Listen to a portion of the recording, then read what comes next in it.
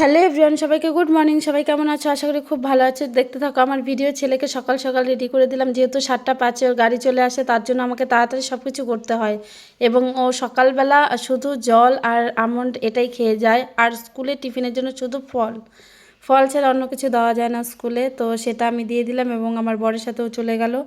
তারপরে আমার একটু ঘুরে ঘুরে ব্রাশ করতে ভালো লাগে, তাই আমি একটু ঘুরে ঘুরে ব্রাশ করে নিলাম। ব্রাশ করে চলে আসলাম একটু আমার স্কিন কেয়ার বলতে ওই সকালবেলা একটু বেশি করে জল খাই আর একটু ক্রিম দিয়ে দিই, এটাই হলো স্কিন কেয়ার। এর বাইরে আর কিচ্ছু নেই। তারপরে জল আর আমন্ড দিয়ে দিলাম আমার বরকে। তারপরে সারাদিন যেহেতু ও কাজে ব্যস্ত থাকে, সেরকম কথা হয় না, তাই আমরা দুজনে একটু গল্প করে নিলাম। দুজনে গল্প করে ওকে চা আর বিস্কুট দিয়ে দিলাম।